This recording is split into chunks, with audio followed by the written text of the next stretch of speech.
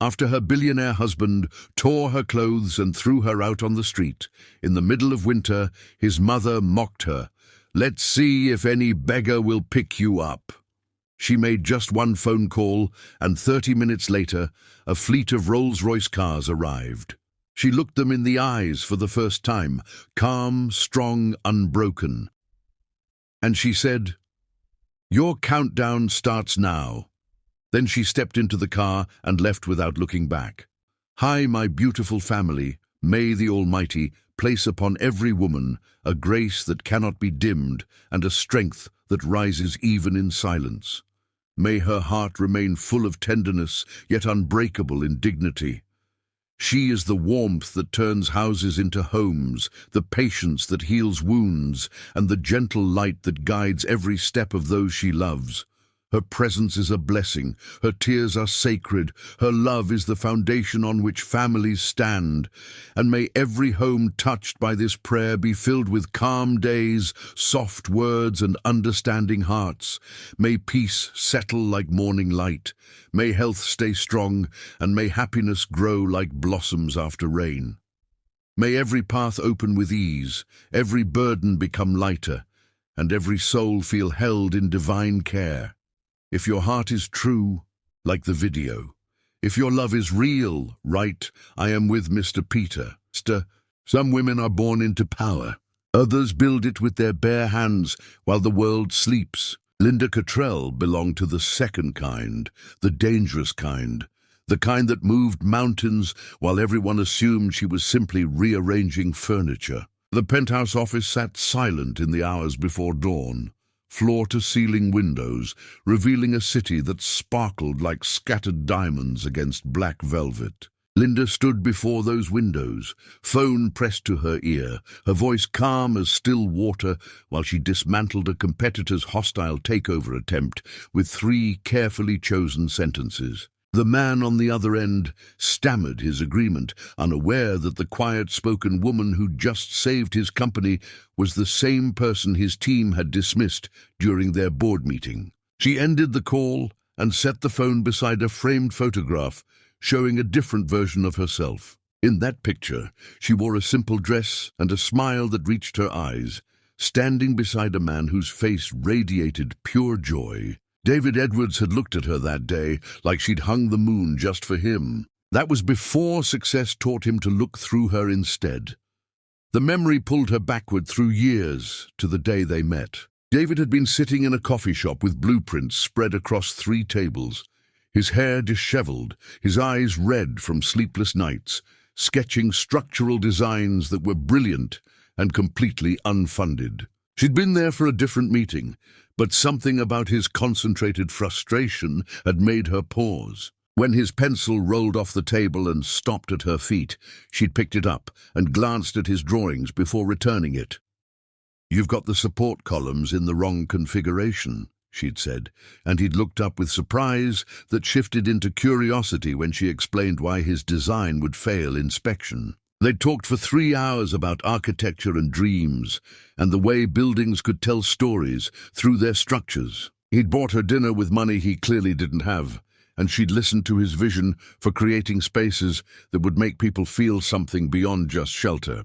She'd seen something rare in his passion, something untainted by greed or ego, just pure love for creating beautiful structures that would stand for generations and mean something to the communities they served. Their courtship had been brief and intense, filled with late-night conversations and shared dreams about the future they'd build together. David proposed beside a half-finished building he hoped to purchase someday, his hands shaking as he offered her a simple ring and promises about partnership and forever. She'd said yes without hesitation, already knowing she loved him more than she'd ever loved anything. Her mother had attended the wedding with reservation carved into every line of her face, standing at the edge of the celebration like someone watching a beloved daughter walk toward a cliff. After the ceremony, while guests celebrated with champagne and laughter, her mother had taken Linda aside into a quiet corner and spoken words that would echo through everything that followed. "Love makes fools of the wisest women. her mother had said, holding Linda's hands between her own weathered ones, hands that had built their own fortune through decades of careful strategy. But wisdom keeps its counsel. Never show all your cards, daughter. A man who knows your full hand might fold when the stakes get high. Keep something back always, not as deception, but as protection. Linda had laughed then, dismissing the warning as her mother's cynicism born from bad experiences with men who'd tried to diminish her.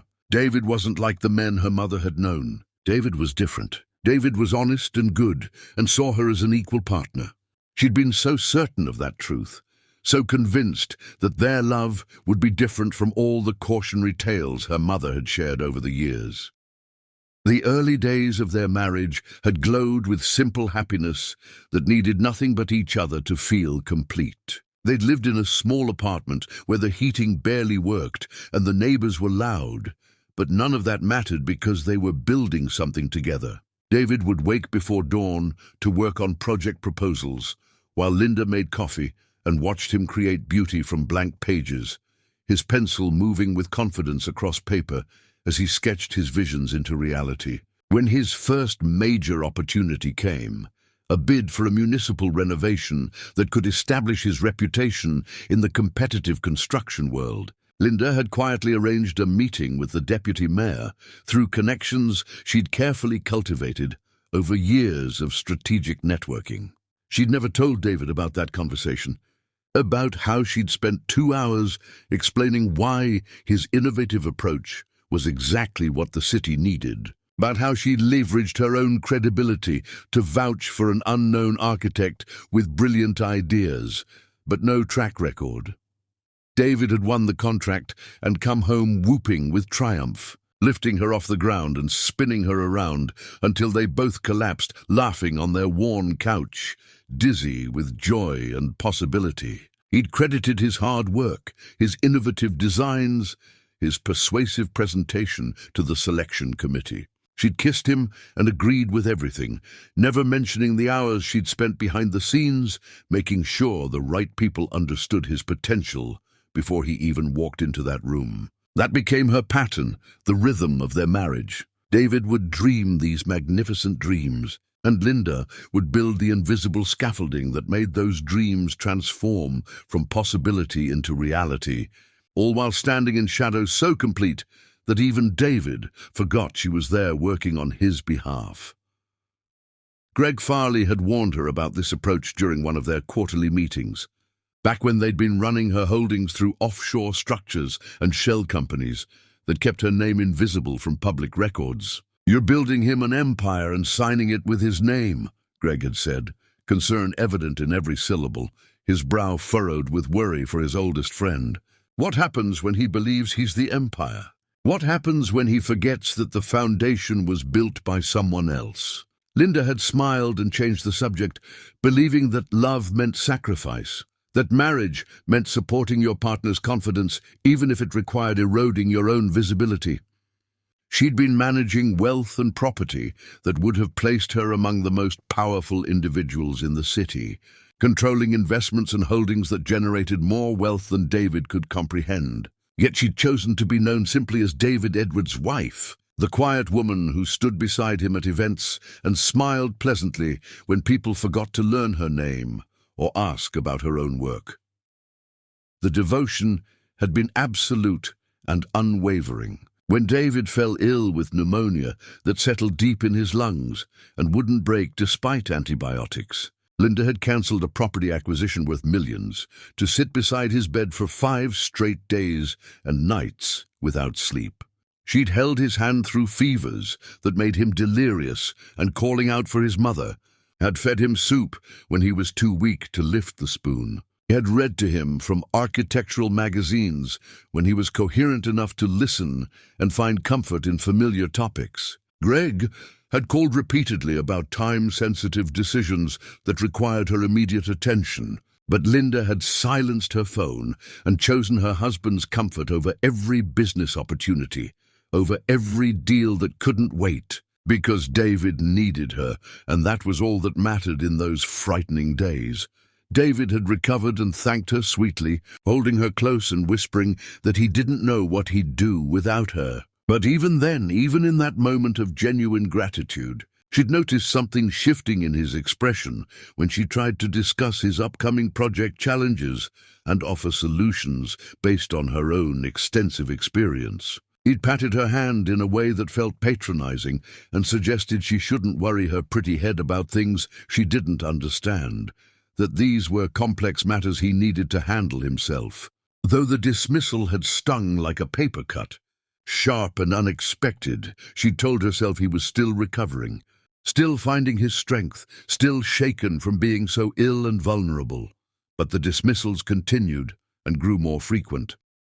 The city had awarded David the Westfield contract, the kind of transformational project that would cement his legacy and make his name synonymous with innovative urban development. He'd celebrated with champagne and speeches about vision and perseverance and the American dream of building something meaningful. Linda had stood in their kitchen, remembering the dinner she'd orchestrated with 3 council members, carefully steering conversation until they'd convinced themselves that David Edwards was exactly the innovator Westfield needed for its historic renovation. She'd arranged everything while making it appear that nothing had been arranged, that David's selection was inevitable, based purely on merit. David never knew that his greatest triumph had required her invisible hand guiding every crucial decision, smoothing every obstacle, opening every door before he even knew doors existed to be opened.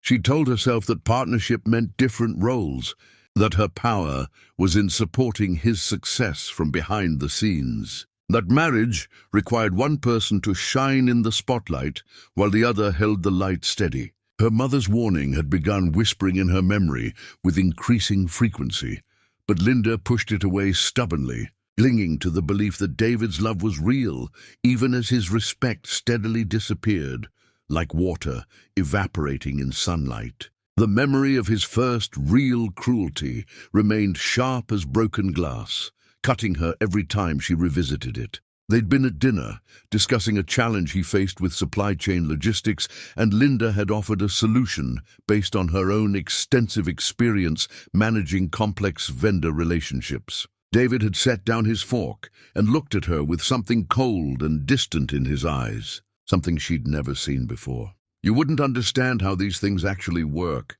he'd said, his tone polite but utterly dismissive, treating her like a child who'd interrupted adult conversation. "Maybe we should just talk about something else." She'd felt something crack inside her chest, a hairline fracture in the foundation of everything she'd believed about their marriage. But she'd smiled and changed the subject to safer topics, telling herself that stress was making him irritable, that the man she'd married was still there underneath the pressure. She'd been wrong about that too. Now, standing in her office with the city spreading below her like a conquered kingdom, Linda touched the photograph one final time before turning away. Somewhere across that city, David was sleeping in a house she'd purchased through holding companies, living a life she'd built from invisible threads, completely unaware that everything he believed about himself was fiction. Her mother had been right about keeping cards hidden. She just hadn't warned Linda what happened when you finally decided to show your hand. Chapter 2. The Price of Invisible Devotion. The charity gala glittered with the kind of wealth that whispered rather than shouted its presence. Crystal chandeliers scattered light across silk gowns and tailored suits, while waiters glided through crowds carrying champagne that cost more per bottle than most families spent on groceries for an entire month. Linda stood near the silent auction tables, studying a painting she'd donated anonymously through one of her shell companies, when she spotted David across the ballroom. He hadn't mentioned attending tonight. She'd asked him at breakfast if he wanted to accompany her, and he'd claimed exhaustion from back-to-back project meetings that had drained him completely. Yet there he stood, laughing with a group of developers she recognized from industry events, his hand gesturing animatedly as he told some story that had them all leaning in with interest and amusement. His eyes swept the room, in that way people do when they're networking rather than enjoying themselves. Cataloging faces and potential connections, measuring the value of every person he encountered. When his gaze passed over her, it continued without pause, as if she were part of the furniture or perhaps a waiter carrying a tray he didn't currently need. Linda felt the impact of his non-recognition like a physical blow to her chest. She'd chosen her dress carefully tonight, a deep emerald that her mother had always said made her skin glow and brought out the warmth in her eyes. She'd styled her hair the way David once claimed took his breath away, swept up with small tendrils framing her face. She'd come to this event specifically because she knew the mayor would be here, knew she needed to have a quiet conversation that would ensure David's next project proposal received favorable consideration from the City Planning Commission. But David had looked at her and seen nothing worth acknowledging, not even a polite nod across a crowded room. She watched him network for another hour, observing the way he commanded attention with the confidence she'd helped build through years of strategic support behind every success. When their paths finally crossed near the bar where people gathered to refresh their drinks, she'd smiled and touched his arm gently. "I didn't know you'd changed your mind about attending," she'd said, keeping her voice light despite the hurt blooming in her chest. David had glanced at her hand on his sleeve like it was something distasteful, something he needed to brush away. "I ran into some clients who mentioned they'd be here. Seemed like a good opportunity I couldn't pass up." He'd looked past her shoulder, already scanning for his next conversation, dismissing her presence before she could even respond to his explanation. "Will you introduce me?" Linda had asked, gesturing toward the group he'd been speaking with earlier. "I'd like to meet the people you're working with." His expression had shifted into something almost cruel, a flash of irritation crossing his features. "These are discussions about complex projects and technical specifications. You'd probably find them boring beyond comprehension." Then he'd walked away without waiting for her response, leaving her standing alone beside the bar while couples swirled past on the dance floor and people laughed at jokes she couldn't hear. Linda had excused herself shortly after, slipping into the cool night air where the sounds of the gala became muted and her breathing could return to something approaching normal. Greg found her standing beneath the building's overhang, struggling to keep her composure intact while rain began to fall in light mist around them. He'd taken one look at her face and understood immediately what had happened. "He's here, isn't he?" Greg had asked quietly, anger simmering beneath his careful control.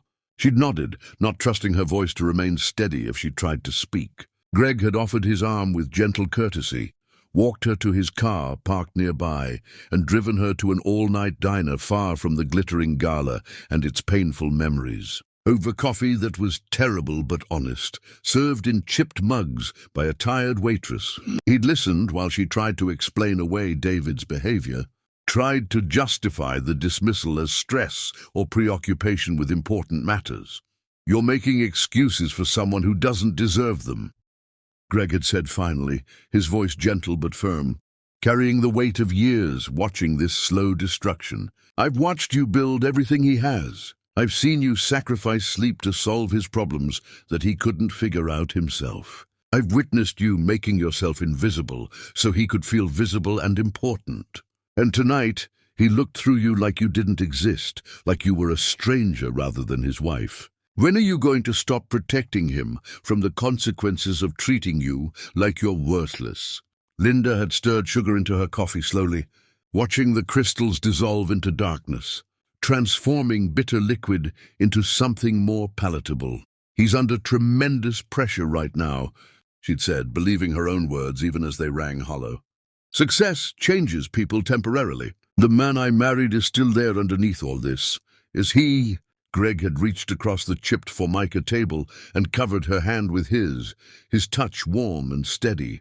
"Or is this who he's always been, and you just kept making allowances until the allowances became your entire existence?"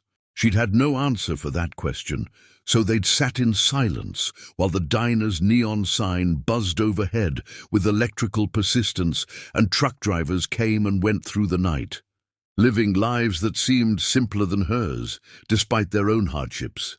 The pattern had continued deteriorating like a building slowly crumbling from foundation rot. David's greatest crisis arrived when his concrete supplier was exposed for using substandard materials in multiple projects, a scandal that threatened to destroy his flagship Westfield project before construction even began properly. The revelation could have ended his career, destroyed his reputation, left him liable for damages that would bankrupt him completely. Linda had spent 3 sleepless nights working her network with focused intensity, calling in favors from connections David didn't know she had, arranging for premium materials to be delivered at cost from suppliers who owed her for past assistance that had saved their own enterprises.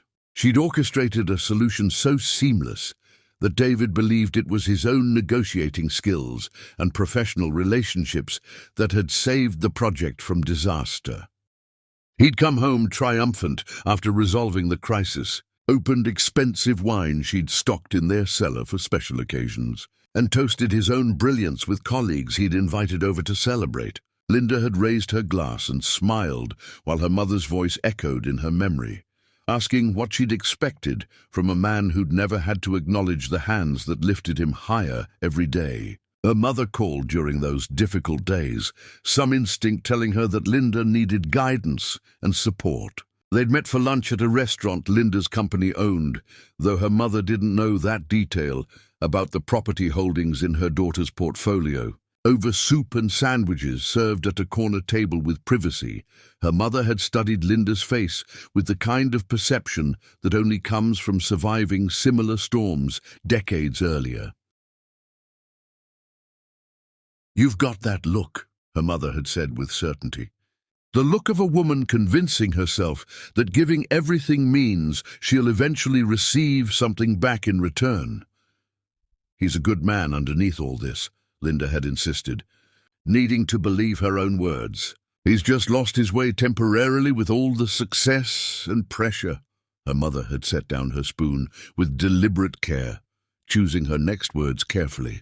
"Darling, I taught you to be strong. I showed you how to build empires while men slept. But I forgot to teach you that some people will mistake your strength for a resource to be exploited rather than a gift to be treasured and honored. A man who forgets where his crown came from will eventually convince himself he was born wearing it, that he deserves it by right rather than through someone else's grace." The words had settled into Linda's bones with uncomfortable accuracy, but she'd changed the subject to lighter topics, unwilling to admit that her marriage might be dying while she still believed in resurrection and redemption. David had started bringing colleagues home without warning, expecting Linda to produce meals and hospitality on demand, regardless of her own schedule or plans. She'd become skilled at creating elaborate dinners from whatever was available in their pantry and refrigerator, at playing hostess while being treated like staff hired for the evening. One evening, 8 people arrived with David without any advance notice, and Linda had transformed their kitchen into a catering operation, producing courses that would have impressed restaurant critics with their presentation and complexity. She'd served wine with perfect pairings, ensured everyone's comfort with attentive care, and when she'd tried to join the conversation about the development project she'd secretly funded through 3 shell companies and dummy corporations, David had looked at her with barely concealed irritation. "Sweetheart, maybe you'd be more comfortable checking on dessert in the kitchen?" His tone had been pleasant enough on the surface, but the dismissal was absolute and clear to everyone at the table. She'd retreated to the kitchen while his guests discussed architecture and urban planning in the other room, topics she understood better than anyone at that table, and she'd felt herself becoming a ghost in her own home, transparent and irrelevant. Later, after everyone left and the house was quiet again, she tried to talk to David about basic respect, about partnership. but remembering that they were supposed to be a team building a life together. He'd accused her of being dramatic and needy, claimed he was exhausted from entertaining and didn't need her making problems out of nothing when he was already stressed. Linda had gone to bed alone that night, lying in darkness, while David stayed up reviewing plans in his office, the glow of his desk lamp visible under the closed door. She'd pulled out their wedding album from the nightstand drawer, opening it to the page where they'd exchanged vows in front of family and friends. The photographer had captured the moment when David looked at her during the ceremony, his expression full of wonder and promise and genuine love that she'd believed would last forever.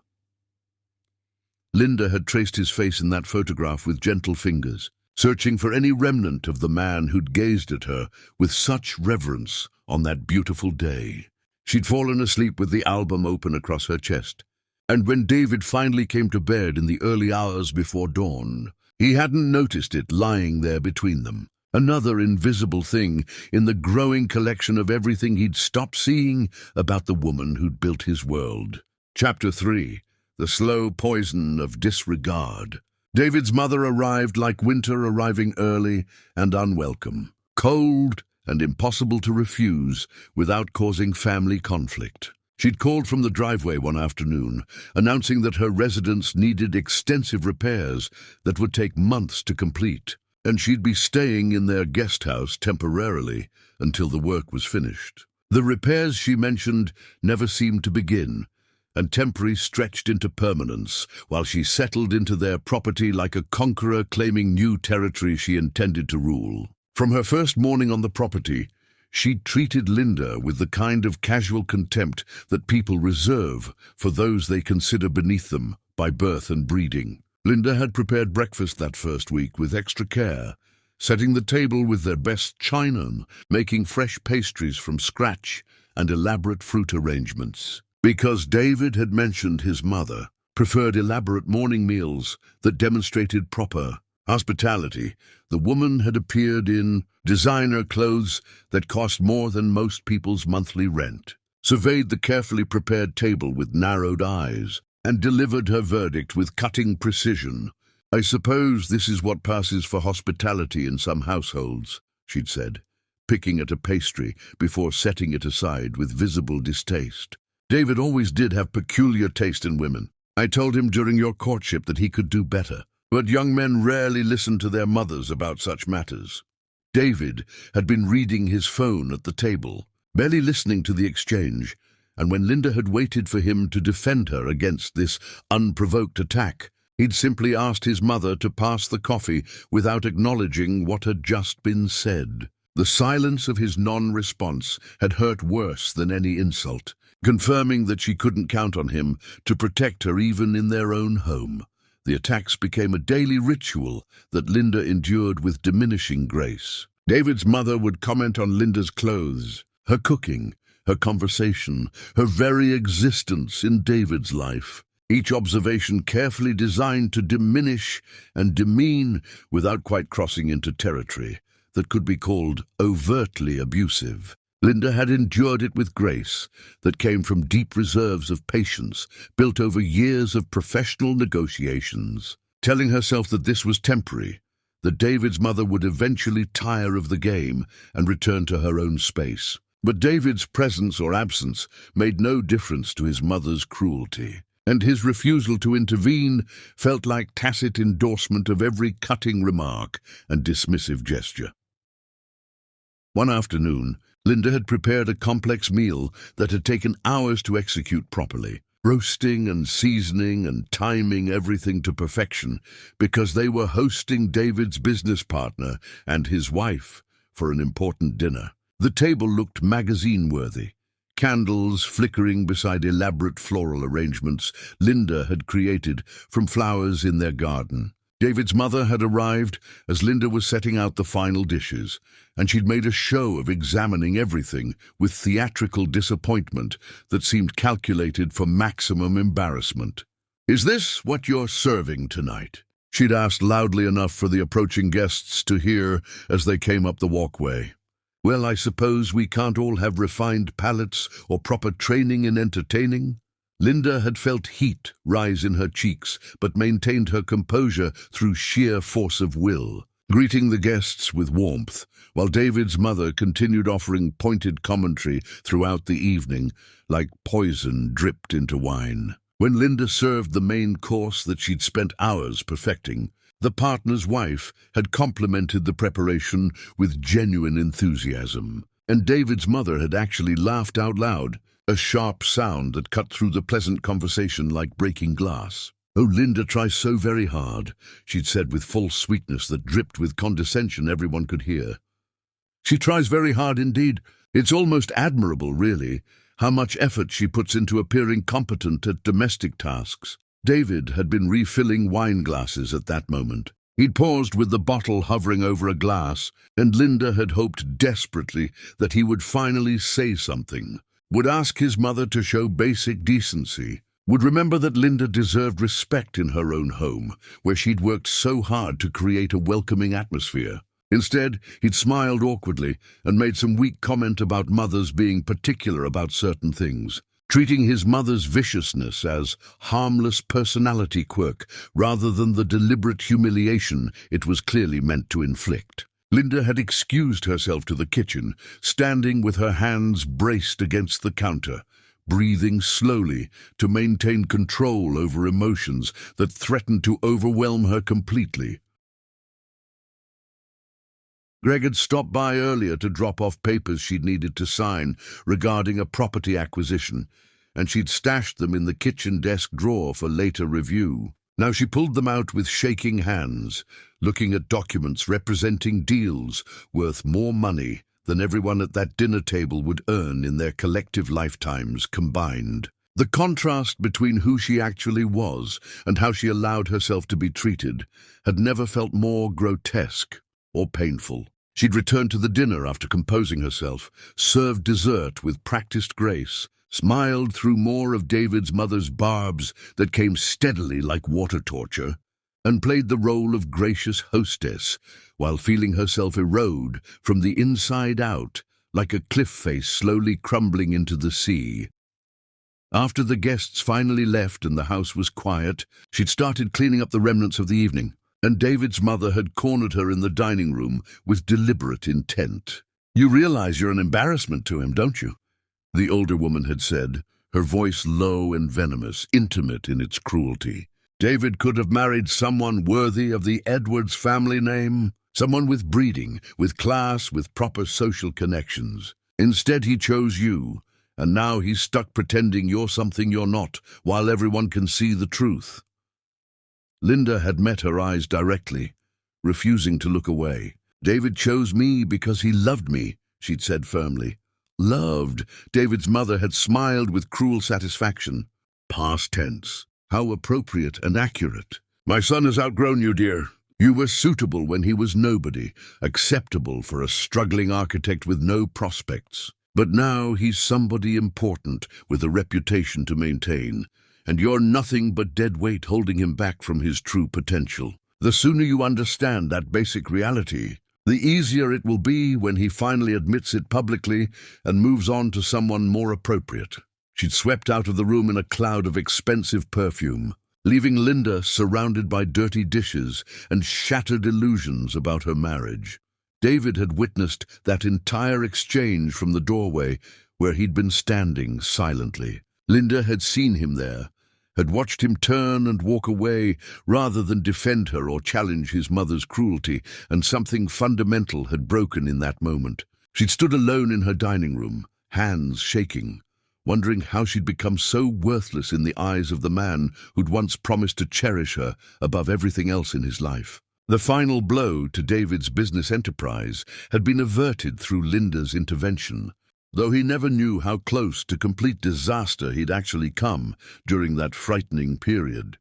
His business partner, a man Linda had never trusted despite her attempts to warn David about concerning behavior, had been systematically embezzling funds and positioning himself to absorb David's company when the inevitable collapse occurred according to his careful plan. Linda had discovered the scheme through her own extensive network, People who brought her information because they understood her reach and influence, even if David remained oblivious to his wife's true power.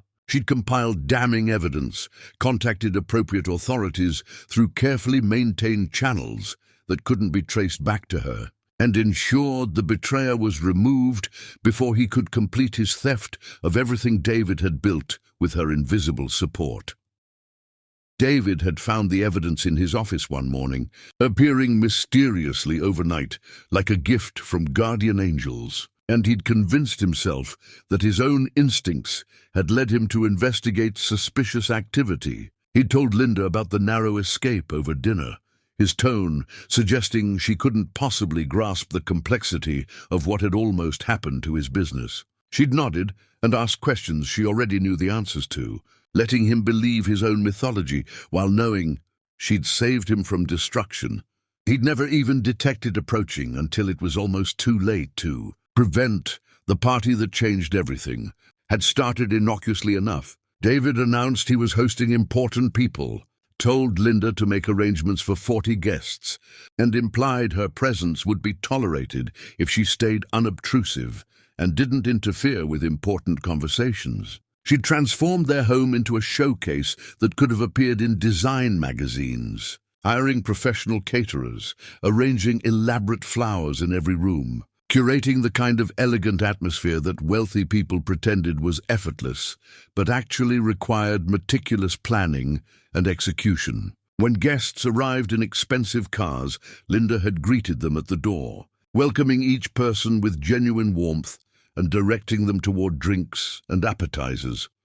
David had circulated through rooms, introducing everyone to each other with practiced ease, his arm around various guests, his laughter loud and comfortable as he held court. Linda had watched him move through their home like a politician at a fundraiser, and she'd realized with growing horror that he was introducing everyone except her. People would glance at Linda with curiosity, wondering who she was, why she was there, what her connection to this event might be, and David would smoothly steer them away before they could ask questions or attempt conversation with her. She became a background figure, someone who existed at the periphery serving drinks, while David performed at the center, where all the light and attention focused. A woman in expensive jewelry approached Linda near the kitchen, asking if there was more wine available or perhaps champagne. Linda had offered to show her where they kept additional bottles in the temperature-controlled wine cellar, and the woman had smiled warmly at this helpful person. "I'm sorry, I don't think we've been introduced properly," the woman had said with friendly curiosity. "Are you with the catering company that David hired for tonight?" The question had landed like a physical slap across Linda's face. She'd opened her mouth to explain that she lived here, that this was her home, her furniture, her carefully chosen art on the walls. But David's mother had appeared from nowhere like a predator sensing wounded prey. Her expression delighted with malicious glee. "Oh, this is David's wife," she'd announced loudly enough to draw attention from nearby conversations. "Though I can certainly understand the confusion. She does tend to blend into the woodwork rather effectively, doesn't she? One barely notices her presence in a room." The woman had looked mortified, apologizing profusely for the mistake, but the damage was done and spreading. Other guests had turned to look, and Linda had seen herself through their eyes. Invisible, irrelevant, someone even her own husband forgot to mention or introduce to people in their home. She'd fled to the garden where the party noise became muted beneath the sound of wind through trees and her own racing heartbeat. Greg had found her there, sitting on a bench with her arms wrapped around herself against the cool evening air, struggling to breathe normally. He'd removed his jacket and draped it over her shoulders with tender care, then sat beside her in silence for a long moment before speaking words she'd been both dreading and needing to hear. "Come with me," he'd said quietly but firmly. "Right now. Walk away from this and never look back. You don't owe him anything else." "I can't abandon my marriage because of one bad party," Linda had whispered, still clinging to hope. "This isn't about one party."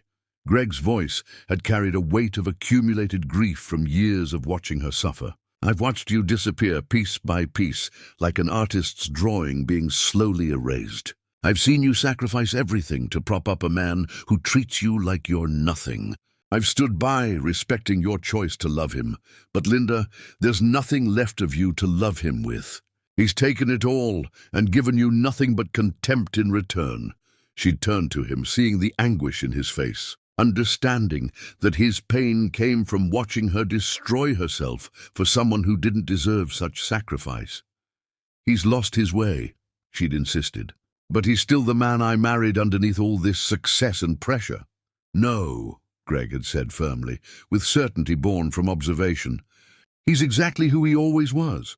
You just built him a better mask to hide behind. They'd sat in the garden until the party sounds faded and guests began leaving in their expensive cars. Linda had returned his jacket and gone back inside to clean up the remnants of the evening, finding David and his mother laughing together over some private joke in the living room. They'd looked up when Linda entered, and neither had acknowledged her presence, continuing their conversation as if she'd never arrived or perhaps had never existed at all. Linda had climbed the stairs to their bedroom, closed the door and finally allowed herself to cry, muffling the sound in pillows so no one would hear her grief and vulnerability. She'd cried for the marriage she'd believed in, for the man she'd thought David was, for the years she'd spent making herself smaller while he grew larger on her sacrifice like a parasite feeding on its host. And when the tears finally stopped and her eyes were swollen, she'd lain in the darkness knowing that something inside her had shifted irrevocably, knowing that patience had limits and forgiveness had boundaries, knowing that she was approaching both edges. She just hadn't known yet how close she actually was to the final breaking point. Chapter 4. The Night. Everything Shattered. Winter descended with the kind of cold that penetrated bone and made breathing painful, transforming the city into something harsh and unforgiving, where warmth felt like a distant memory. Inside their home, Linda had been preparing dinner when David called to say he was bringing people over, his tone making clear that this wasn't a request for permission, but a statement of fact she was expected to accommodate. She'd moved efficiently through the kitchen, creating something presentable from what was available in their well-stocked pantry. No longer surprised by the lack of consideration, but feeling its weight nonetheless, like stones accumulating in her chest. The guests arrived in clusters, tracking cold air and entitled assumptions through rooms Linda had spent the day cleaning, until everything sparkled with magazine-perfect precision. She recognized some faces from previous gatherings, people who'd looked through her before and would again tonight, as if she were transparent glass. David held court in the living room, his voice carrying that particular timbre of someone performing confidence for an audience. And Linda moved between kitchen and dining area, ensuring everyone had what they needed while staying peripheral to the actual gathering like a satellite orbiting a planet. David's mother materialized beside Linda as she was arranging glasses on a serving tray, her presence announced by expensive perfume that probably cost more than Linda's dress and the particular energy of someone preparing to inflict maximum damage. The older woman had been especially vicious lately, as if sensing that her window for cruelty might be closing and determined to maximize every remaining opportunity to wound. "You know what I find absolutely fascinating," David's mother had said, not bothering to lower her voice despite guests in the next room.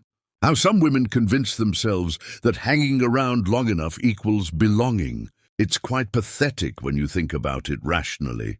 Linda had continued her work, refusing to take the bait this time, but David's mother wasn't finished with her performance. She'd followed Linda into the kitchen, cornering her near the sink, where escape required pushing past her, physically blocking the exit. "David tells me you've been emotional lately." She'd continued with false concern coating real malice. "Needy, clingy, all those tiresome things that drive men away from wives who don't understand their place. Honestly, dear, you should have more pride than to cling to someone who's clearly finished with you and simply hasn't found the courage to say it directly." Something in Linda's expression, must have shown through her careful control, because David's mother had smiled with genuine pleasure at landing a blow that drew visible blood. Linda had set down the dish she'd been holding with deliberate care, turned to face the woman fully, and spoken with quiet intensity that barely contained years of accumulated rage. "You need to leave this kitchen, now." "Excuse me?" David's mother's voice had risen with theatrical outrage, perfectly performed. "How dare you speak to me like that in my son's house?" "This is my house," Linda had said, each word precise and sharp. "And I'm asking you to leave this room immediately." The confrontation had drawn attention from the adjacent spaces. Guests had fallen silent mid-conversation, and Linda had heard footsteps approaching before David appeared in the kitchen doorway, his face already set in anger before understanding the situation or asking what had actually happened between them. His mother had immediately adopted a wounded expression, one hand pressed to her chest in exaggerated distress that would have been funny if it weren't so effective. "David, she's being absolutely horrible to me," his mother had gasped dramatically. "I simply made a friendly comment about her appearance, and she attacked me verbally without provocation. I've never been spoken to with such disrespect in all my years." Linda had waited for David to ask what actually happened, to question his mother's convenient victim performance, to show even minimal interest in hearing Linda's side of this confrontation. Instead, his jaw had tightened, and he'd looked at Linda with something close to genuine hatred burning in his eyes. "What is wrong with you?" he'd demanded harshly. "Why are you always causing problems when I have important people here? Can't I have one evening without you making a scene and embarrassing me in front of colleagues?" The injustice had stolen Linda's breath completely. She'd tried to explain, to tell him that his mother had been deliberately cruel for weeks, but David had cut her off with a slashing gesture like he was swatting away an annoying insect. "I don't want to hear excuses," he'd said, his voice cold and final. "You're embarrassing me in front of my guests. This is completely unacceptable behavior." Linda had looked past him to where people clustered in the doorway, their faces showing varying degrees of discomfort and fascination, with the domestic drama unfolding before them like reality television. She'd felt humiliation rise like bile in her throat, but underneath it was something harder and sharper, something that had been building through months of systematic diminishment and erasure. "I'd like to speak with you privately," she'd said, keeping her voice level despite the tremor beneath that threatened to break through her control. David's expression had shifted into something ugly and frightening, something she'd never seen before in all their years together. He'd grabbed her arm hard, his fingers digging in hard enough to leave marks that would bruise purple, and dragged her toward their bedroom while his mother's delighted laughter followed them down the hallway like a soundtrack to Linda's humiliation. Behind closed doors, David had exploded with rage that seemed to have been waiting for permission to emerge from wherever he'd been keeping it bottled. "Who do you think you are?" he'd shouted, his face twisted with anger. "You think you can disrespect my mother in my house in front of my colleagues? You think you're important enough to make demands and set boundaries?" Linda had tried to defend herself, to explain that she'd simply asked for basic respect and decent treatment, but David hadn't been interested in hearing anything she had to say. His anger had escalated rapidly, fed by some internal fury that seemed disproportionate to the situation, and Linda had recognized with sudden, chilling clarity that this wasn't really about the kitchen confrontation at all. This was about accumulated resentment, about some part of David that had grown to genuinely despise her for reasons that had nothing to do with anything she'd actually done wrong. "You've given me nothing," he'd spat with venom. "You contribute nothing to this household or my success. You understand nothing about the pressure I'm under, the things I'm trying to accomplish in this competitive world. You're just dead weight, Linda, a burden I'm tired of carrying around." Each accusation had landed like a physical blow to her stomach, made worse by the knowledge that she'd built absolutely everything he was claiming as his own achievement through hard work. She'd started to tell him the truth, to explain who she actually was and what she'd done for him every single day.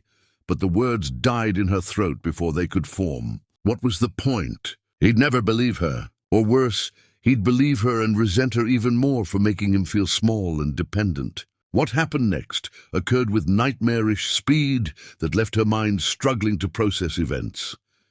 David had grabbed her blouse, and she'd heard fabric tear before fully understanding what was happening to her. He'd pushed her toward the bedroom door roughly, yanked it open, and shoved her into the hallway, where his guests still stood frozen, their eyes wide with shock at what they were witnessing. David's mother had positioned herself near the front door, as if anticipating what would come next in this performance, her face alight with vicious satisfaction that she'd been waiting to display. David had dragged Linda to the entrance, thrown open the door to the freezing night beyond, and pushed her out onto the street with enough force that she'd stumbled before catching her balance on the icy sidewalk. The cold had hit her like a wall of solid ice, biting through her torn clothes with teeth, stealing her breath completely. She turned back toward the house, toward the warm light spilling from the doorway, and seen David's mother standing there with triumph carved into every line of her face. "Look at you," the older woman had sneered with satisfaction, her voice carrying clearly through the winter air. "Let's see if any beggar will even want to pick you up off the street. You were never worth our family name or my son's time." Linda had stood there on the frozen street, her clothes torn, her body beginning to shake from cold and shock, surrounded by the kind of complete humiliation that should have broken her spirit entirely. But she didn't cry. Instead, something clicked into place inside her, some final piece of understanding that shifted everything in her perception. She'd reached into her pocket with fingers already going numb from cold, pulled out her phone, and made a single call with steady hands. Greg had answered on the first ring, his voice immediately alert despite the late hour. Linda had spoken 2 words, calm and steady and absolutely certain of what she needed. "I need you." She'd ended the call and stood there in the cold, waiting patiently.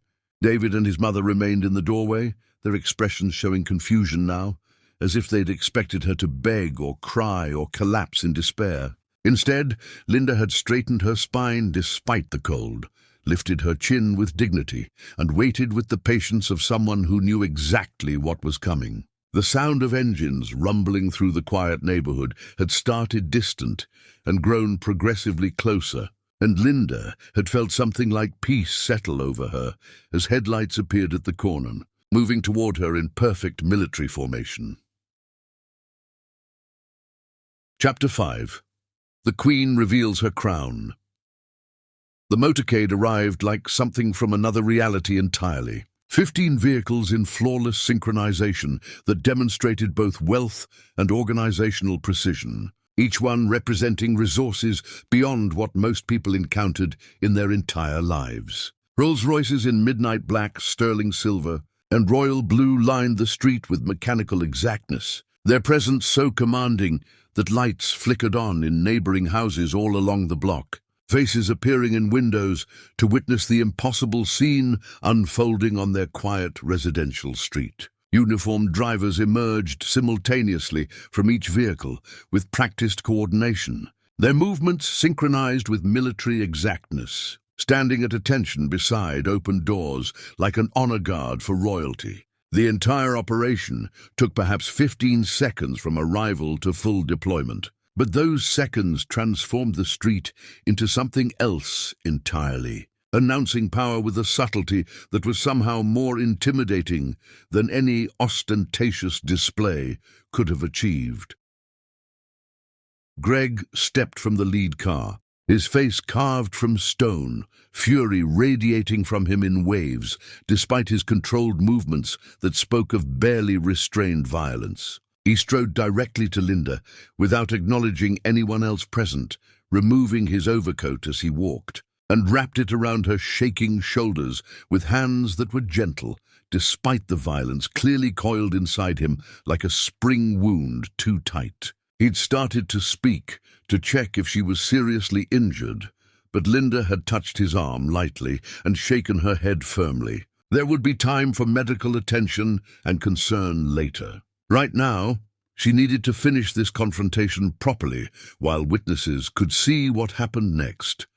David and his mother had frozen in the doorway like statues, their expressions shifting from confusion to dawning disbelief as they processed what they were seeing unfold before them. Guests crowded behind them in the entrance, phones emerging to capture footage of something they clearly didn't understand, but recognized as historically significant. The street had transformed into a theater with perfect lighting, and Linda had spent too many years on the wrong side of the curtain playing supporting roles.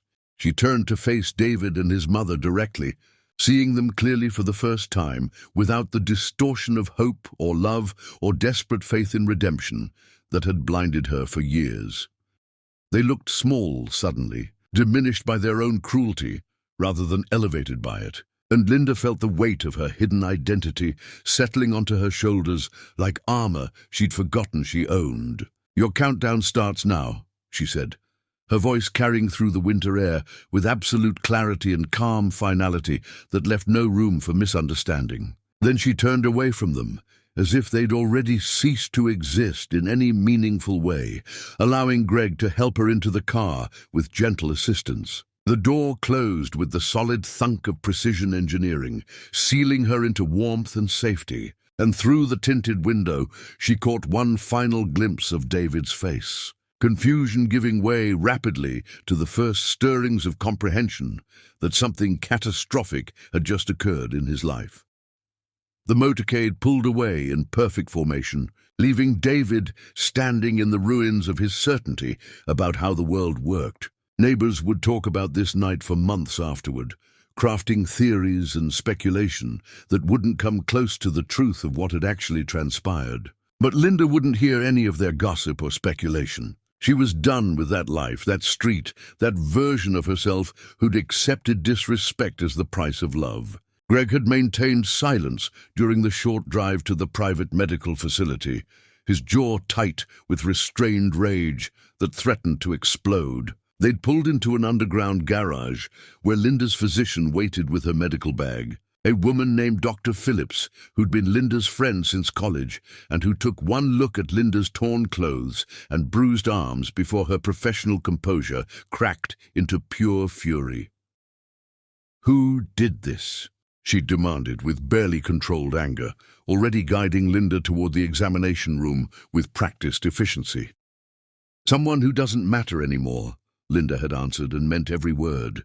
The examination had been thorough but gentle, performed with the care of genuine friendship. Dr. Phillips had documented bruises with careful photography, noting locations and severity with the precision of someone preparing evidence, even if Linda didn't think she'd need it for legal purposes. Afterward, wrapped in soft clothes that had appeared from somewhere in the facility's supply closet, Linda had emerged to find Greg on his phone, his voice clipped and efficient, as he issued instructions to people whose entire careers involved following his directions without question. When he'd ended the call, he'd looked at Linda with something between admiration and profound sorrow. "How far do you want to take this?" Linda had considered the question carefully while sipping tea that someone had prepared exactly how she liked it, with honey instead of sugar and a hint of mint. She'd thought about mercy, about proportional response, about being the bigger person and taking the high road. Then she'd thought about standing in the freezing street while David's mother laughed at her humiliation, about David's hands tearing her clothes with deliberate violence, about years of systematic erasure. "Everything," she'd said simply but with absolute conviction. "I want everything he has." Greg had nodded once, unsurprised by her decision, and made more calls while Linda watched the city lights through the facility's windows like stars scattered across darkness. When he was finished with the initial arrangements, they'd driven to her penthouse office, the space she'd maintained but rarely visited, while playing the role of David's invisible wife and supporter. The office had remained exactly as she'd left it months ago. Screens still displaying real-time data from markets around the world, surfaces clean and meticulously organized, the scent of her preferred candles still lingering faintly in the air. Linda had moved to her desk, like a queen returning to her rightful throne after years of exile. feeling pieces of herself clicking back into place with each confident step. The first call had gone to the bank president who'd approved David's construction loans years ago. The man owed Linda favors that could never truly be repaid, and his voice had been warm with pleasure at hearing from her until she'd explained what she needed from him tonight. Then his tone had shifted into something grimmer, more determined. "Consider it done," he'd said without hesitation. "The accounts will be frozen by morning, pending investigation into financial irregularities that require thorough examination." "Make it look legitimate," Linda had instructed carefully. "I don't want this traced back to personal vendetta or revenge.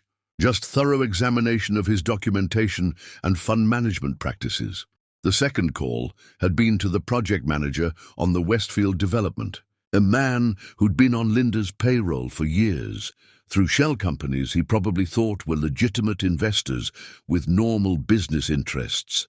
She'd been direct about her requirements, and he'd listened in silence before acknowledging that certain safety violations might need to be addressed immediately, that permit issues might require project suspension until properly resolved, according to city codes. Greg had watched her work with an expression she couldn't quite read, something between admiration for her efficiency and grief for the circumstances that had made this nuclear option necessary. When she'd made her fifth call and begun outlining the systematic dismantling of David's supply chain, Greg had finally spoken up with gentle concern.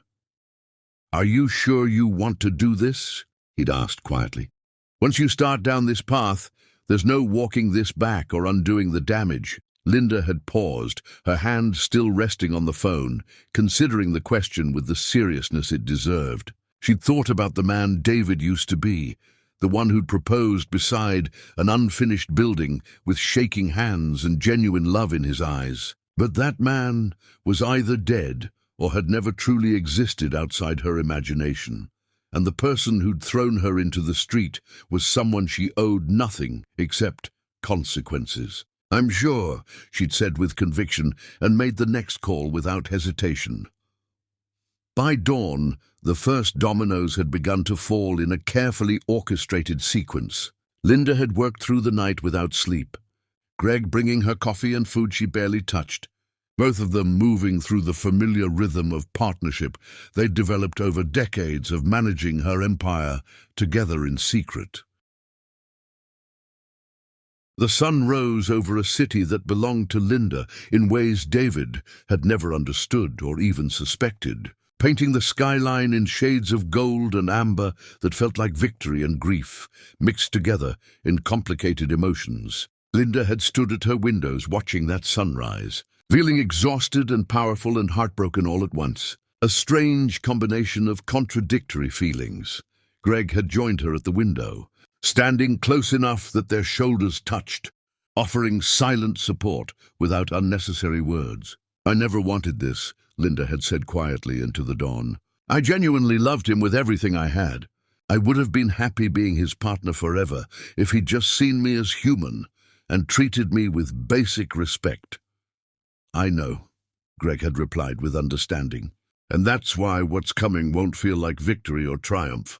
But you'll survive it. And eventually you'll be glad you chose yourself over continuing that abuse."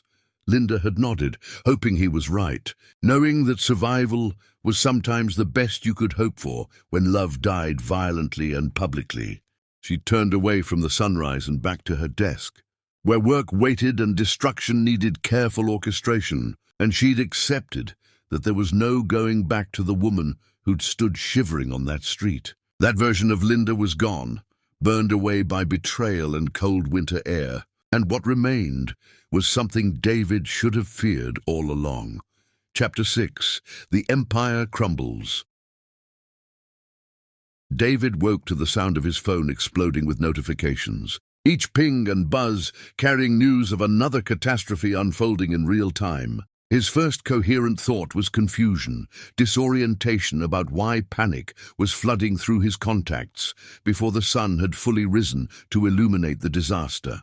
His second thought was Linda, a stab of guilt he quickly suppressed by telling himself she'd deserved what happened, that she'd been disrespectful and needed to learn her proper place in his life. The third thought never fully formed, because the first phone call shattered whatever defensive narrative he'd been constructing about last night's events. His accountant's voice had been nearly hysterical, explaining that all company accounts had been frozen overnight, that federal investigators were examining irregularities in financial documentation, that nothing made sense because the records had been absolutely perfect just yesterday afternoon.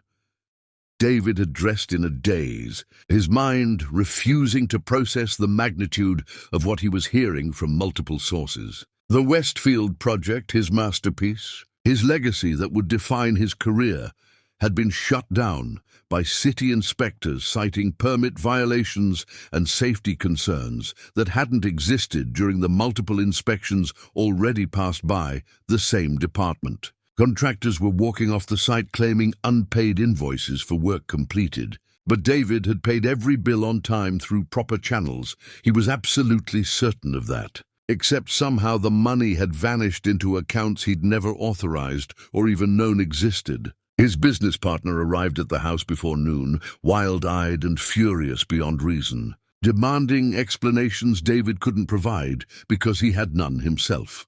Together, they'd tried calling their primary investor, only to discover the line had been disconnected completely. Secondary contacts weren't returning messages or answering emails. Lawyers were suddenly unavailable when David desperately needed legal advice. It was as if every connection David had carefully cultivated over years of networking had simultaneously dissolved overnight like sugar in hot water. His mother had watched the chaos unfold with growing terror, her earlier triumph completely evaporated and replaced by dawning comprehension. She'd tried calling her own connections, people she'd known for decades, but conversations ended abruptly with flimsy excuses, doors closed with polite but firm finality, and the social network she'd relied upon seemed to have collectively decided she no longer existed in their world. "This is Linda's doing somehow," she'd announced, her voice shrill with panic. "She's somehow orchestrating this destruction." David had wanted to dismiss that as paranoid nonsense, wanted to insist that Linda was nobody with no power to affect anything in the real world. But doubt had begun creeping into his certainty like water seeping through cracks. The timing was too perfect, the destruction too comprehensive, too precisely targeted at everything he'd built with such care. He'd tried calling Linda's phone repeatedly, but the number was disconnected entirely. He'd driven to the small apartment where he'd assumed she might have gone to stay with family members. But nobody there had seen her or had any idea where she'd gone after last night. Mutual friends suddenly couldn't meet with him, claiming busy schedules with expressions that suggested they knew something he didn't about what was happening. The world David thought he understood was revealing itself to be built on foundations he'd never actually examined properly. The devastation continued with relentless precision throughout the day. His largest client, a resort development company that represented nearly half his projected revenue for the year, cancelled their contract without warning. No explanation beyond vague references to restructuring and strategic realignment. But David had spoken to their CEO just days ago, and everything had been enthusiastic optimism about their partnership. Something had changed dramatically. Someone had made a very persuasive call, and David was beginning to understand that the someone might have been Linda somehow. His business partner, emboldened by the chaos and sensing opportunity, had chosen this moment to challenge David publicly in front of remaining staff. During a tense meeting in the conference room, the man had stood up and delivered an accusation that hit like a knife between David's ribs. "You've been riding on luck and other people's work all along," he'd said, his voice carrying to everyone assembled. "Every major success you've claimed came too easily. Doors opened too perfectly. And now that whatever was propping you up is gone, we're seeing what you actually are without that support. Nothing but an empty suit." The accusation had sparked something in David's memory, connections beginning to form that he didn't want to acknowledge or examine closely. He'd thought about Linda, sitting quietly in corners while he celebrated victories and took credit. Linda, who'd always been there in the background like wallpaper. Linda, who'd somehow always known how to solve problems he couldn't figure out himself. He'd pushed those uncomfortable thoughts away, unwilling to admit that his success might have been anything other than his own genius and hard work. Greg appeared at David's office late one afternoon, walking past security who'd mysteriously allowed him through without announcement or clearance. He'd stood in the doorway of David's increasingly empty workspace, his expression carrying pure disgust, and delivered his message with cold precision. "I watched her make herself invisible to protect your pathetic ego," Greg had said, each word deliberate and cutting like surgical instruments. "I watched her sacrifice her identity to build a man who wasn't worth the ground she walked on. Everything you thought you accomplished was her gift to you, and you repaid her with cruelty and violence. What's coming next is mercy compared to what you actually deserve for what you've done." David had tried to respond, to defend himself, to demand explanations and answers. But Greg had already turned and left, leaving David alone, with implications that were becoming impossible to ignore or rationalize away. He'd pulled up Linda's name on his computer, searching for information he'd never bothered to learn about his own wife during all their years together. The results had been sparse, carefully scrubbed from public records, revealing nothing except the growing suspicion that he'd never actually known who she was, beyond the role she'd played for him. His mother had tried to maintain her superiority, insisting this was temporary chaos, that their family name carried weight that Linda could never touch or undermine. But her voice had lacked its usual conviction, and when David had snapped at her to be quiet because he couldn't think, the first real crack had appeared in their alliance of cruelty against Linda. Alone in his office as moving boxes accumulated and staff members quietly sought employment elsewhere, David had found an old folder of photographs from his early career stored in a desk drawer. Pictures of completed projects, of ribbon cuttings and ceremonies where he'd been congratulated for innovative solutions and praised by city officials. In the background of several photos, nearly invisible if you weren't looking carefully, stood Linda, watching him with an expression he'd never noticed before in real time. Pride mixed with something sadder, something that suggested she'd known even then that he'd never acknowledge her role or give her credit. He'd traced her face in those photographs with shaking fingers, seeing her properly for the first time, understanding too late that every success he'd celebrated had been built on her invisible labor and connections. Every victory had been her gift wrapped in his name, and he'd thrown her away like garbage because he'd been too small and insecure to see how large she actually was.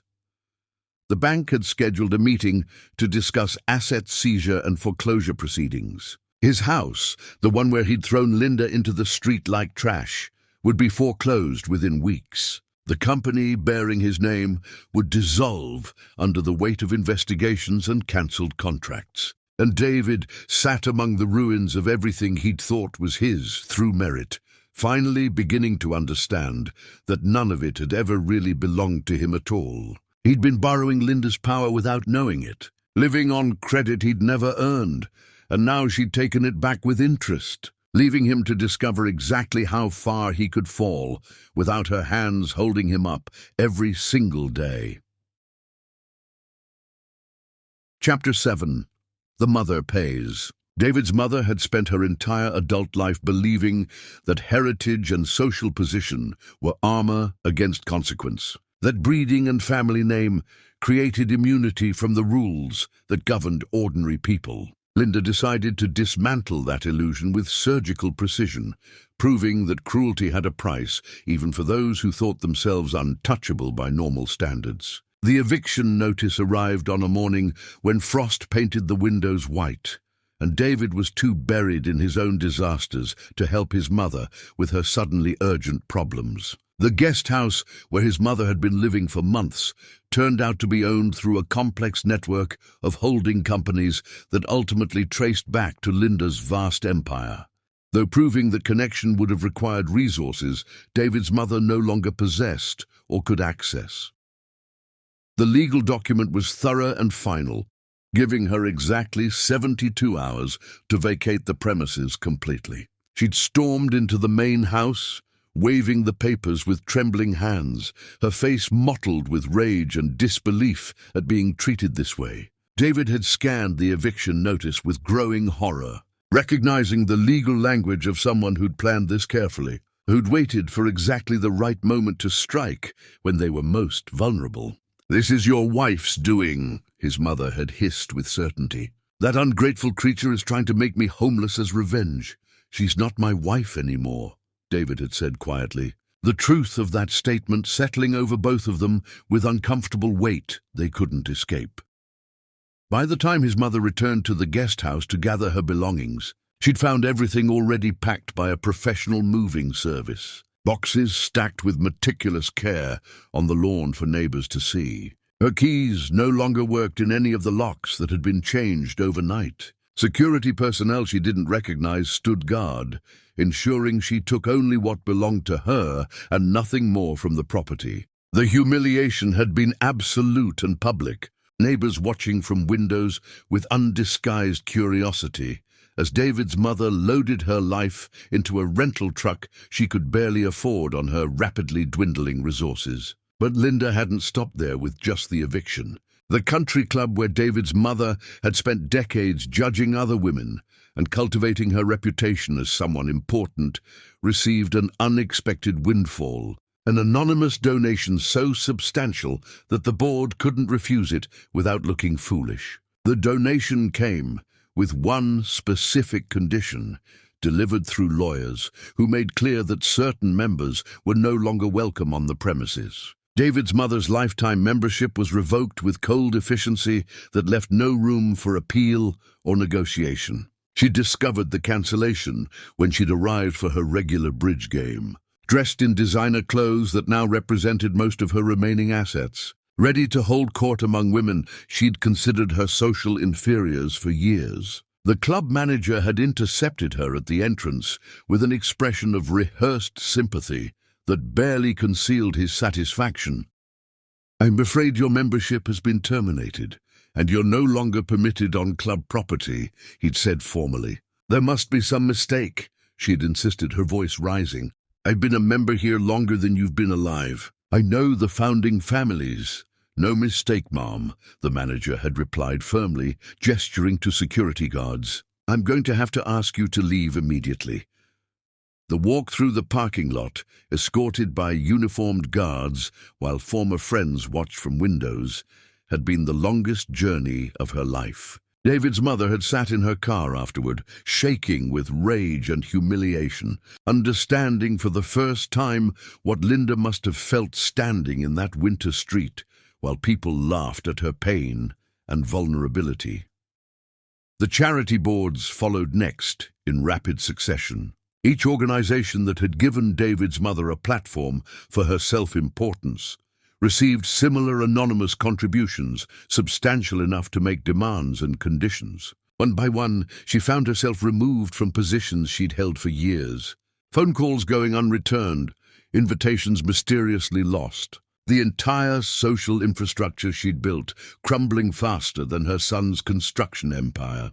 Her friends stopped calling without explanation. Lunch invitations dried up completely. The women she'd spent decades looking down on suddenly had no time for her company, and the isolation was crushing in its completeness. She'd tried attending her regular haunts, the restaurants and cafes where she'd been recognized and fawned over by staff, but found herself seated in back corners, service slow and indifferent. Her importance evaporated overnight like morning dew.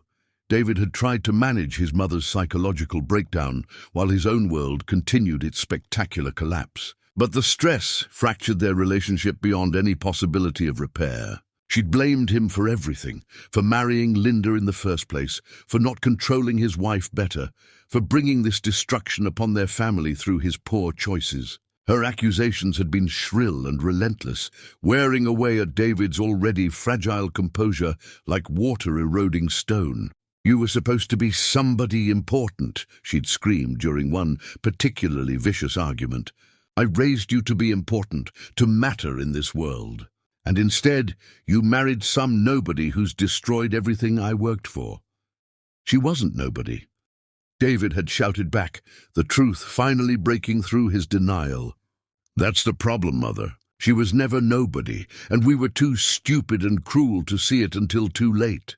His mother had stared at him with complete incomprehension, unable to accept that the woman she'd mocked might actually be the most powerful person any of them had ever encountered in their privileged lives. She'd retreated to the tiny apartment she'd been forced to rent in a neighborhood far from her previous standards. A space so far below her expectations that every moment inside it felt like punishment for sins committed.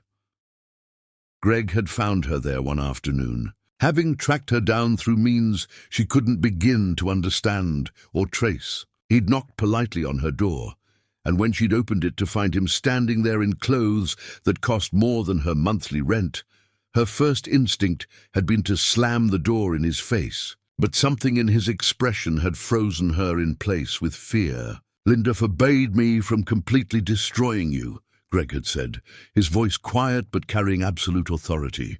"She said you weren't worth the energy, that leaving you with the scraps of your former life was sufficient consequence. I argued against that mercy, but Linda is better than the people who hurt her so deliberately." David's mother had opened her mouth to deliver some cutting remark, some attempt to reclaim her dignity and superiority, but Greg had continued speaking before she could form words. "If you ever speak her name again, if you ever try to contact her or spread lies about her, that mercy ends immediately," he'd said with chilling certainty. "And you'll discover there are worse things than losing your club membership and your social standing. Do you understand me perfectly?" She'd understood with crystalline clarity, the threat clear enough that she'd simply nodded, watching Greg walk away and leave her standing in the doorway of her diminished life. Later, alone in her apartment, surrounded by belongings that no longer fit the cramped space, David's mother had looked at photographs from better days, seeing herself smiling at parties and events that felt like they'd happened to someone else in another lifetime. She'd called David that evening, her voice small and broken by defeat. "I'm sorry," she'd whispered, "for all of it, for everything we did to her." But apologies couldn't rebuild what had been destroyed, and David had hung up without responding, leaving his mother alone, with the consequences of a lifetime of cruelty finally coming home to roost in her twilight years. In her penthouse office, Linda had received Greg's report about his visit to David's mother, and she'd felt absolutely nothing. No satisfaction, no vindication, just a hollow acknowledgement that some people never learned kindness until they experienced its absence. She'd moved on to other work, other concerns, letting David's mother fade into the irrelevance where she belonged. Chapter 8. The Revelation and the Refusal. David's investigation into his own collapse had led him down paths he'd never known existed in his comfortable world. A banker mentioned offshore accounts Linda managed with expertise. A lawyer referenced the property holdings she'd assembled across multiple cities. A contractor spoke casually about anonymous investment groups that everyone in the industry knew were fronted by the same brilliant woman operating behind carefully constructed corporate veils. Each conversation was a puzzle piece that David assembled with growing horror, constructing an image of someone he'd shared a bed with for years, but had never actually seen or known. The full revelation came when David finally cornered Greg outside a restaurant, desperate enough to wait in the cold for 3 hours until the man emerged from a dinner meeting. Greg had looked at him with such pure contempt that David had actually stepped backward instinctively, but desperation had pushed him forward again despite his fear. "I need to understand what's happening to my life," David had said, his voice cracking. "Please. I know Linda's behind this somehow, but I don't understand how she could do any of this." She's just a housewife. She doesn't have the resources or connections to do what's being done to me. Greg had studied him in silence for a long moment that felt eternal before, pulling out his phone and making a call that consisted mostly of listening. When he'd ended it, he gestured toward a car idling at the curb with its engine running. "Get in," he'd said flatly. "It's time you learned who your wife actually was." The drive had been silent and tense, David's anxiety building with each passing block through the city. They'd pulled into an underground garage beneath a tower David recognized as one of the city's most prestigious buildings, where only the wealthy maintained offices. The elevator had required a key card Greg produced from his wallet, taking them to the top floor where the doors opened onto an office that stole David's breath completely. Floor-to-ceiling windows revealed the city spread below like a conquered kingdom, awaiting orders. Multiple screens displayed real-time data from markets around the globe, tracking movements of wealth that David couldn't begin to comprehend. The space radiated power and success so complete that David felt himself shrinking, just standing there, breathing the air.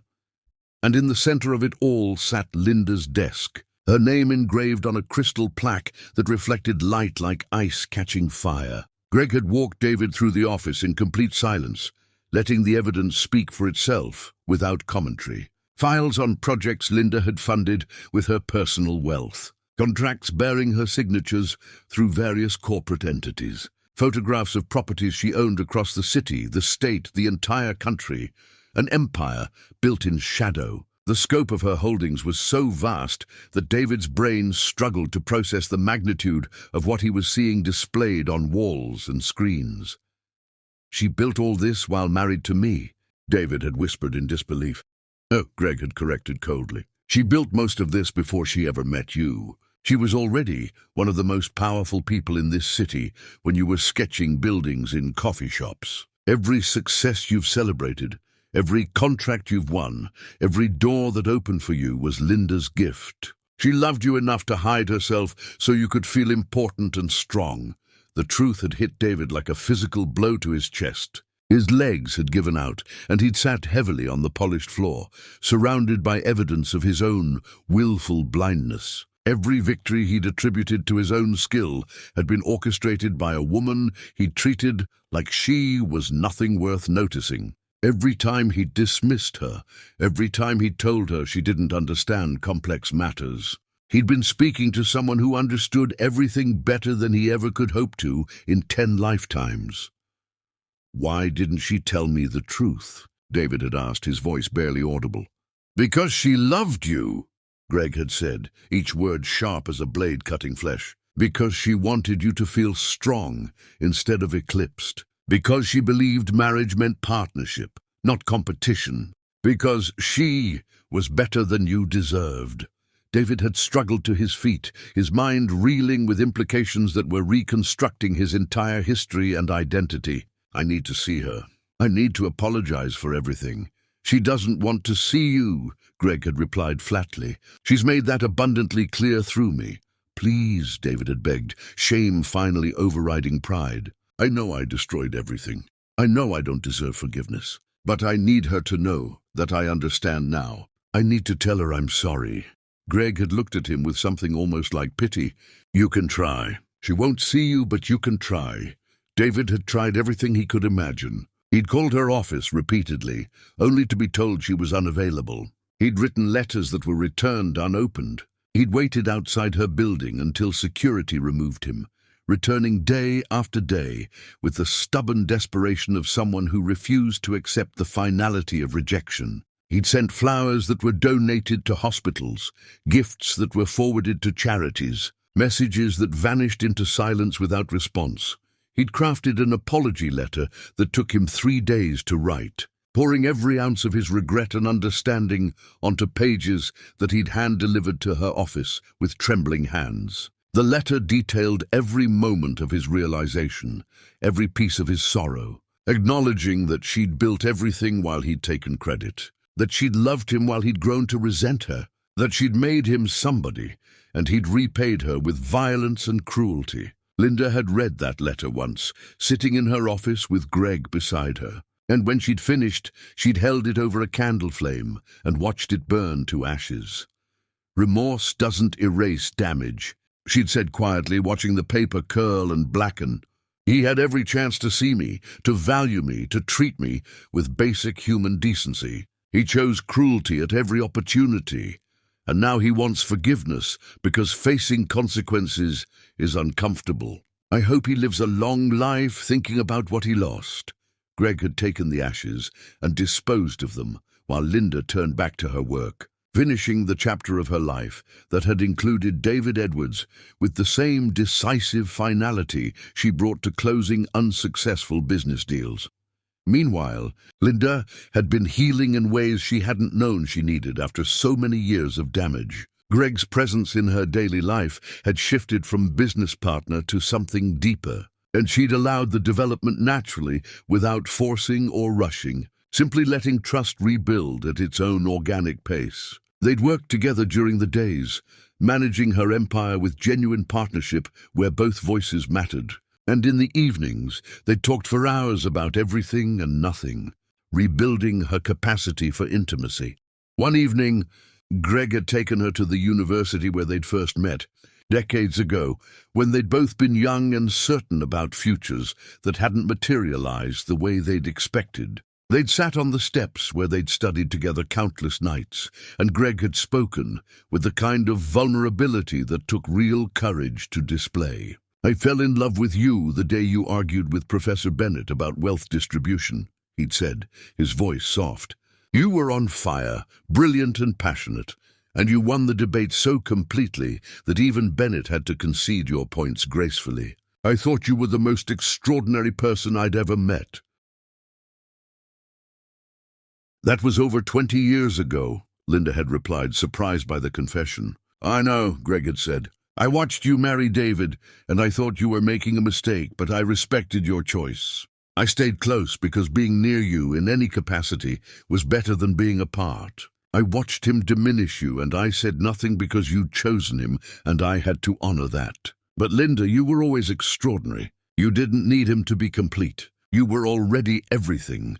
Linda had cried then, not from pain, but from the relief of being truly seen after so many years of invisibility. Greg had held her while she wept, offering comfort that asked for nothing in return. And Linda had felt something inside her begin to heal, pieces of herself knitting back together, stronger than before.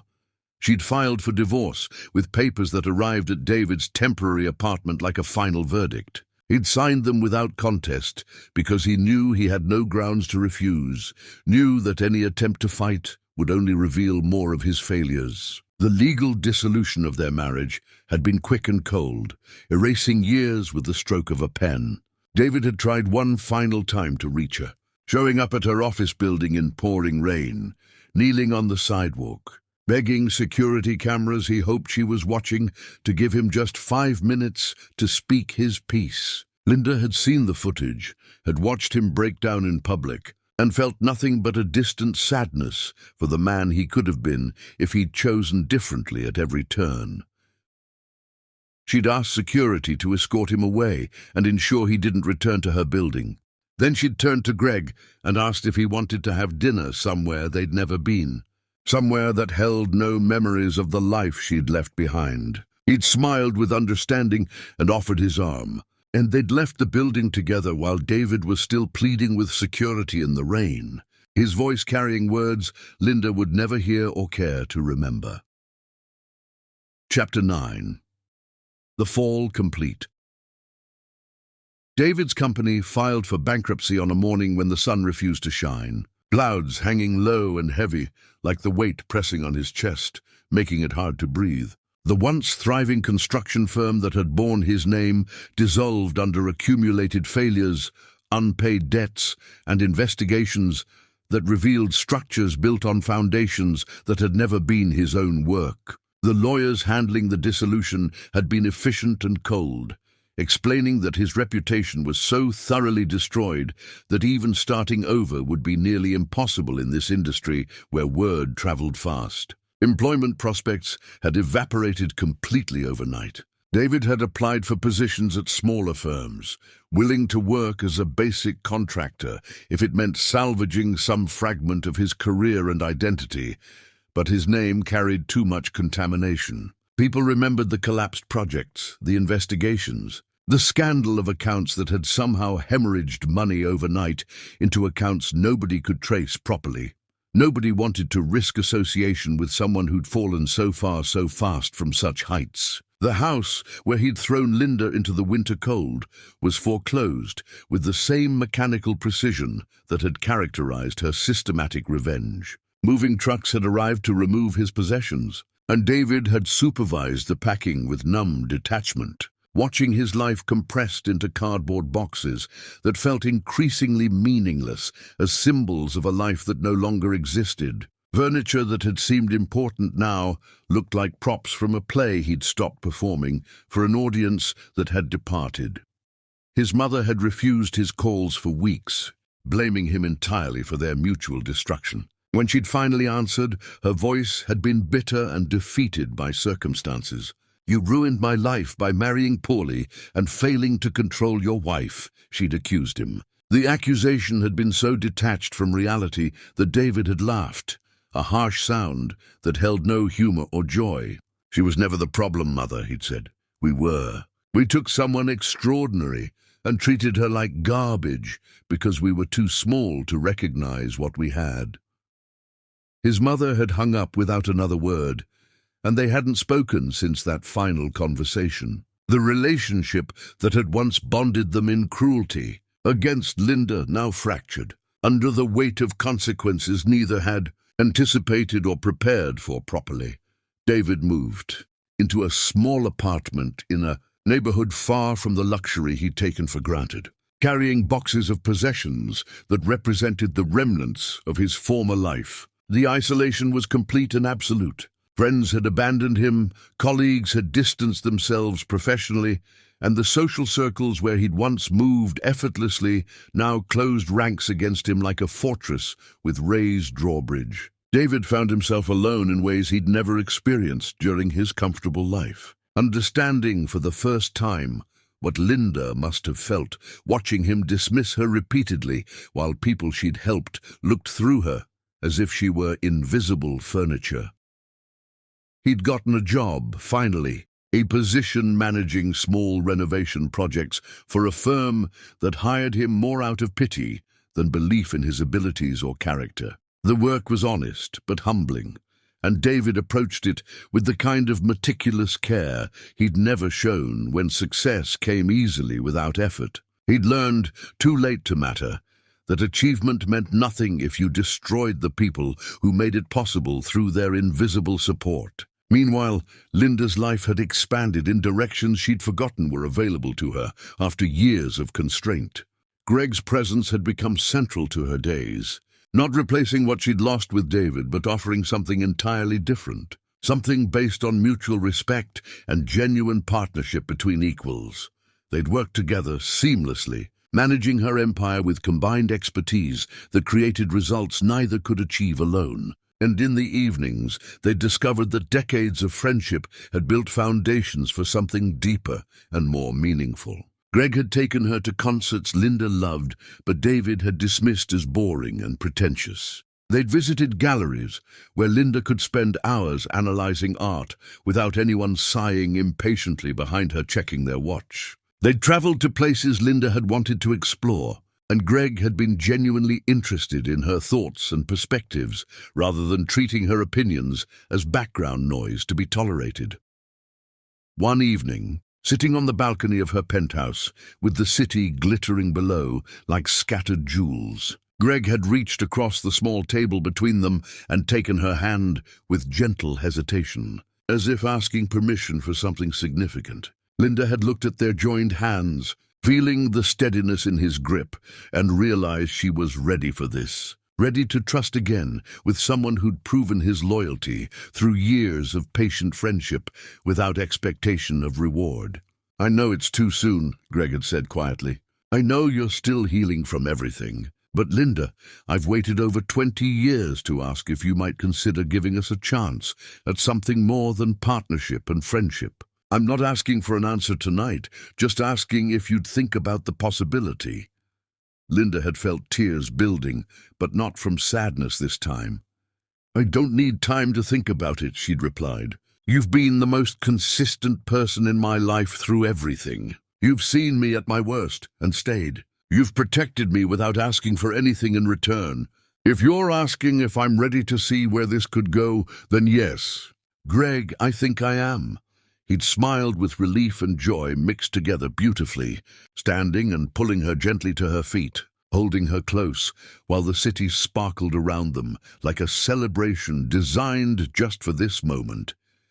It had felt like coming home after being lost for years in wilderness, finding safe harbor with someone who'd been waiting patiently for her to arrive when she was ready. The divorce from David had finalized with paperwork that felt anticlimactic, legal documents erasing a marriage that had died long before the official ending. Linda had signed her portion without ceremony or regret, closing that chapter with the decisiveness she brought to all failed ventures that couldn't be salvaged. David had sent one final message through the lawyers, asking if they could speak just once for closure, but Linda had declined through her attorney without explanation or justification. Some conversations weren't worth having, some apologies came too late to matter, and some damage was too complete to be worth examining in detail. David would have to live with what he'd done, carry that weight for the rest of his life like chains, and Linda refused to make his guilt her problem to solve or manage. David had received the final divorce papers alone in his small apartment, surrounded by boxes he hadn't bothered to unpack because the space felt temporary, even though it was probably permanent. He'd held the document proving his marriage was, overseeing Linda's signature beside his own, and understood that this was the last connection between them that would ever exist in any form. He'd thought about writing her one more letter, trying again to express the magnitude of his regret and understanding. But what was the point of more words? Words couldn't reconstruct what he'd demolished through years of systematic cruelty and neglect. Apologies couldn't resurrect the woman who'd loved him before he'd killed that love through his deliberate actions and violence. He was left with nothing but the crushing weight of understanding exactly what he'd lost, and knowing that no amount of remorse could bring it back or change what he'd done. In his tiny apartment, surrounded by the wreckage of his former life, David had pulled out old photographs from better days when hope still existed. Pictures of Linda smiling with genuine happiness, images of them together when love had been real and hope hadn't yet died under the weight of his cruelty. He'd traced her face in those photographs with shaking fingers, seeing too late the light in her eyes that had slowly dimmed under his treatment, seeing the exact moment when she'd stopped looking at him with love and started looking through him with nothing at all. He'd cried for the first time since childhood, alone, where nobody could witness his breakdown and judge his weakness, grieving not just for what he'd lost, but for who he'd become, for the man who'd taken something precious and destroyed it through casual cruelty and willful blindness to what he had. And when the tears finally stopped and left his face swollen, he'd carefully put the photographs away in a drawer, because looking at them hurt too much and changed nothing about his reality anyway. Chapter 10. The Woman Who Built Herself. Z2, garden overlooking the ocean, had been chosen specifically for its natural beauty and sense of intimacy, away from crowds. No grand ballroom, no spectacle for strangers to gawk at, just a small gathering of people who genuinely loved Linda and Greg, watching as they committed to building something together based on mutual respect.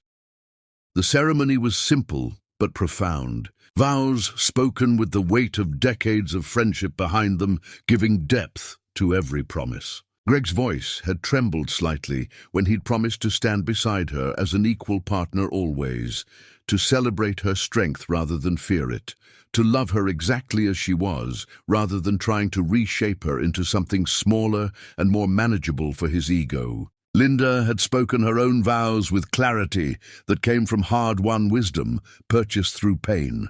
She promised honesty and genuine partnership and the courage to remain fully visible even when it would be easier to hide parts of herself again. When they'd kissed to seal their marriage, the small group of guests had applauded with genuine joy, and Linda had felt happiness bloom inside her chest, untainted by doubt or fear, or the need to diminish herself for someone else's comfort or insecurity. This was what partnership was supposed to feel like, what marriage could be when both people respected each other completely, without reservation. The months that followed had proven the foundation solid and built to last. Linda and Greg worked together, managing her empire, their combined expertise creating synergies that benefited everything they touched with their partnership. Greg never tried to claim credit for her ideas, never dismissed her insights, never made her feel invisible or less than. Instead, he'd encouraged her to step fully into her public role, to let the world finally see who she'd always been beneath the disguise she'd worn. Linda's first major public appearance had been at a charity gala, and when reporters had asked about her seemingly sudden rise in prominence, she'd smiled and corrected their assumption gently. "I've been building my holdings for over 2 decades, she'd said calmly. "People just weren't paying attention because I preferred it that way. But circumstances change, and so do strategies." The revelation had sent ripples through circles that mattered, people examining connections and tracing patterns they'd missed. Linda's name appeared in publications and on buildings, her company logo becoming recognized. She'd stepped from shadows into light, claiming space that had always belonged to her. Greg stood beside her at every event, never in front or behind, but next to her, where true partners belonged. David's fate played out with quiet desperation far from Linda's attention or concern. He'd rebuilt a small fraction of his former career through grinding effort and humility he'd never possessed before. The work was honest, but limited. He'd see her name on buildings, her face in publications, and each sighting reminded him of everything lost. He never remarried, never recovered status, living with knowledge that he'd held something extraordinary and crushed it deliberately. His mother died alone and bitter, having driven away everyone. David attended the funeral alone, crying afterward for choices that couldn't be unmade. Linda learned of the death and felt nothing. No satisfaction, just acknowledgement that some people never learned. She'd moved on completely. Late one evening, working on plans for a women's shelter, Greg brought tea and asked if she regretted the years with David. Linda considered carefully. "I regret the pain. I regret hiding myself. I regret David couldn't be better. But I don't regret the lessons about self-worth, about the difference between sacrifice and self-destruction. Those lessons brought me here, to you." Greg kissed her gently, promising to prove partnership could be extraordinary. One afternoon, Linda stood on the street where David had thrown her out. The house had become a resource center for women rebuilding lives. Standing in summer sunshine, Linda felt the weight finally lift. She'd been thrown away, but had been holding the power all along. Greg's car arrived, and Linda climbed in beside the man who'd loved her invisible and visible. As they drove away, Linda looked forward, ready for everything ahead. She'd survived, discovered her strength, and now was finally free to be exactly who she'd always been. The empire had always been hers. Here are 6 powerful lessons from Linda's story. Never make yourself invisible for someone else's comfort. True partnership celebrates your strength, not requires you to hide it. How someone treats you when you're vulnerable reveals their true character. David's cruelty in that moment showed who he'd always been beneath the surface. Your mother's warnings about protecting yourself aren't cynicism, they're wisdom. Keep something back not as deception, but as self-preservation. The person who dismisses your contributions will eventually believe they achieved everything alone. Invisible support often breeds entitlement, not gratitude. Walking away from disrespect isn't giving up, it's finally valuing yourself. Sometimes the most powerful thing you can do is stop accepting unacceptable treatment. Real love makes you more visible, not less. If you're shrinking yourself to fit someone's ego, you're in the wrong relationship. Your worth isn't determined by someone else's ability to see it. Linda had the power all along. She just had to stop giving it away.